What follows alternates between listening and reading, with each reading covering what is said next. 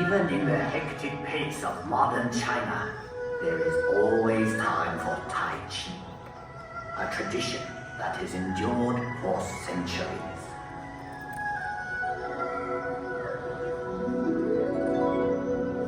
Up here on Huangshan, at the Sea of Clouds, painters and poets like myself have been inspired for generations. In China, we say, a poem in every painting, and a painting in every poem. We have had a long history.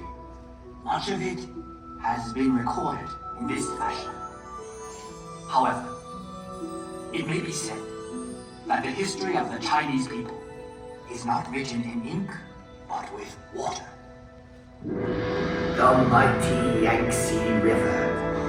A fellow poet once wrote, traveling against the currents of the Yangtze is more difficult than climbing to heaven. That may have been once true, but no longer.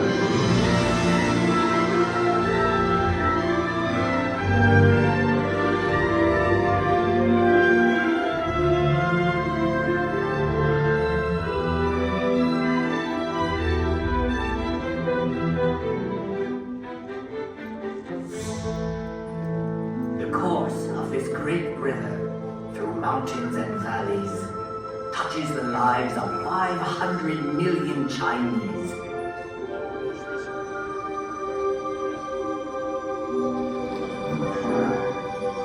There is no better example of China's harmony with water than Suzhou. This ancient city sits on the longest man-made waterway in the world. When Marco Polo traveled this way, he called Suzhou the Venice of the East. I suppose if I had traveled to Europe, they would now call Venice the Suzhou of the West. So vast is China that even within her borders are many exotic lands and contrasts.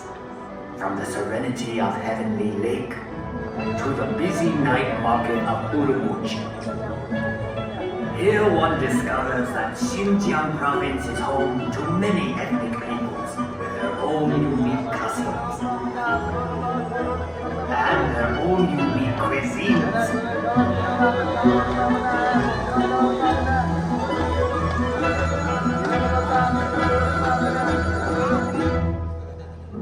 Out here in the Gobi Desert, one still finds travelers on the ancient Silk Road, the same road that over 700 years ago brought Marco Polo to these very gates. The gates of Jiayuguan, the extreme western end of the Great Wall. A visit to Inner Mongolia shows us a reflection of an earlier time. Here, the nomadic people still live much as they always have.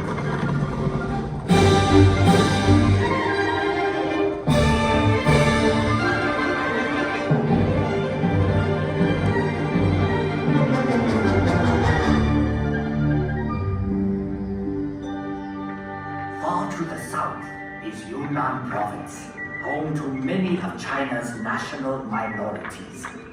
The cultures of this province are as diverse as the landscape, like the Shilin stone forest, one of nature's unique wonders.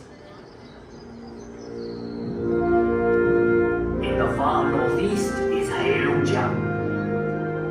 Although winter here can last 6 months, the people celebrate by carving magical sculptures of ice.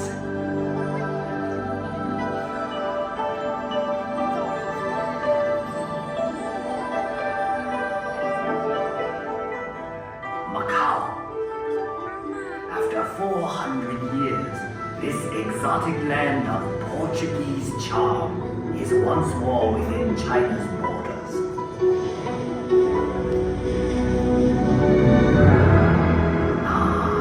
Hong Kong, one of the most exciting cities on earth.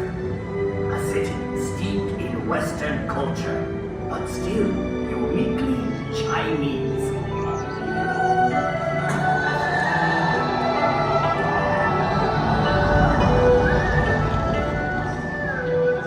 Even Hong Kong's buildings, thrusting ever skyward, reflect the city's vitality.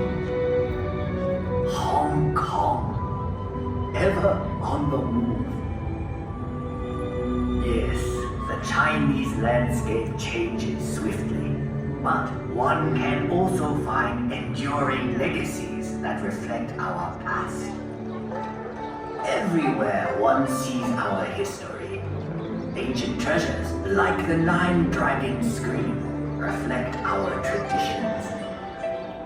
Dragons were a powerful symbol of the Emperor's authority. For centuries, the tombs of China's emperors have been watched over by these remarkable warriors of terracotta and these figures of stone. And for 800 years, this intersection of three rivers has been protected by a silent sentinel, the giant Buddha of Lishan. One can find a living legacy of China's past in the world-famous Peking Opera.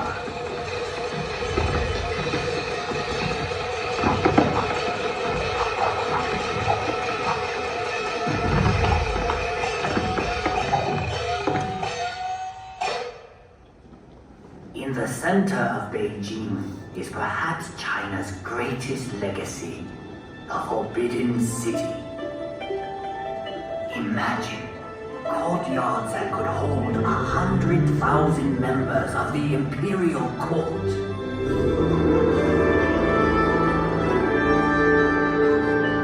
For 500 years, this vast walled city was the home of 24 emperors, the sons of heaven. But today, all the world can pass through this gate.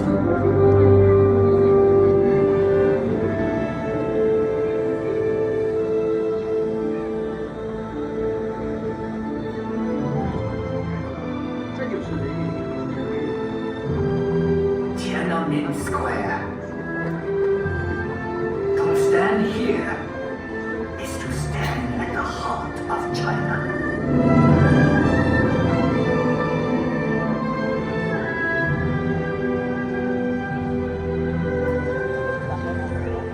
Beihai Park was once a playground for the emperor, but now it is a playground for all of China.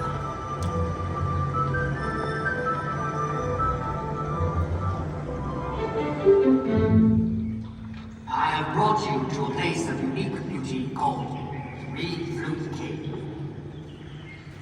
The same forces that shaped these pillars of stone have done a more remarkable job directly above us.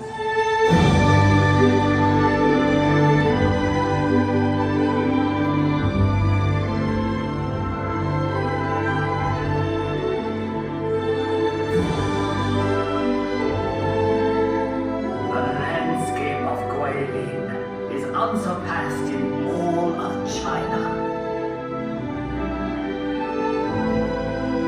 Countless artists and poets have struggled to capture the unique beauty of this region.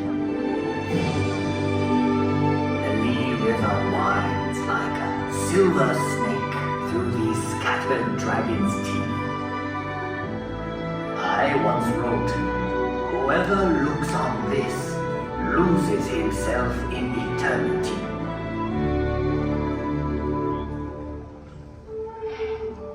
We have seen many reflections of China, but the true face of China can be found in our people.